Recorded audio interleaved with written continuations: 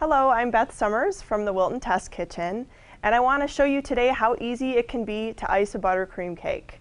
Now, you might be thinking, it is not easy to ice a perfectly smooth buttercream cake, and no, it is not.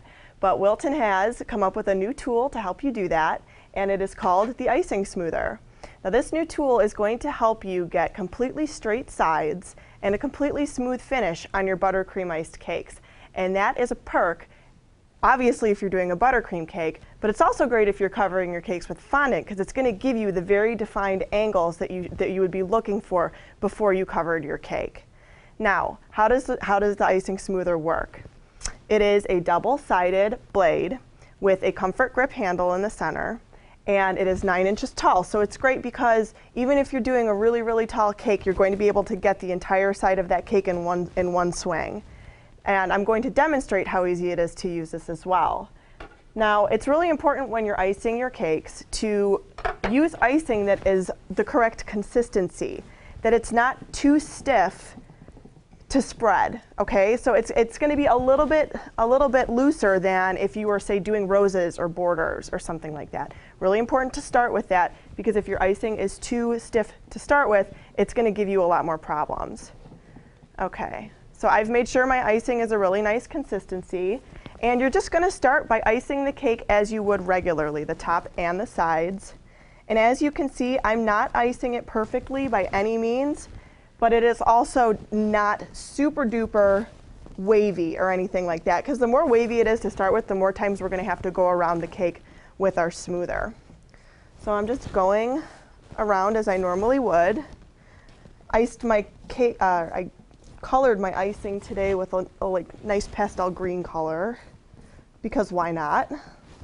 But it's just a regular buttercream icing that I'm using. And you could certainly use this tool for meringue icing as well. Anything that you're covering the cake with will work.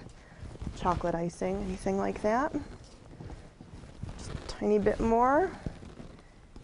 Okay, and I do have my cake on a turntable, and the turntable will be great for using this tool. All right, so you can see I've got my cake completely covered with icing, but not a perfect finish.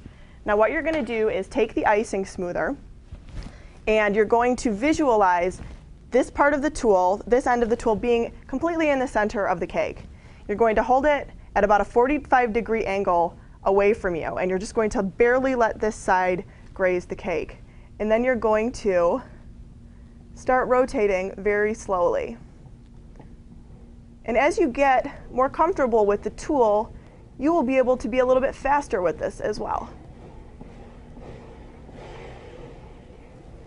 And just a few rotations and you get a very nice, very flat finish. Now you can use this part of the tool, the grip, and just scrape the icing back into your bowl. Scrape the excess that comes off of the cake. Now we're going to do the same thing on the sides. And this is a 90-degree angle here, which is good because we are going to rest the bottom of the tool directly on the cake board, okay? And what you need to do is lock your arm completely to your side. I kind of like to rest my elbow almost on my hip, and it's not going to leave my side because the straighter my arm is and the less I move my arm, the less I will move my hand. The goal is to be as still as possible. We're going to place the tool right here at the side of the cake, just again barely grazing the icing. We don't need to take off a ton because we can do this a few times. I'm going to take my hand and slowly again rotate one time. One complete turn of the turntable, and I'm going to lift and scrape. Okay, going to need to do this a couple times, no big deal. Again, my elbow is locked into my hip, my hand is not moving, tool is rested on the board, going for a complete rotation.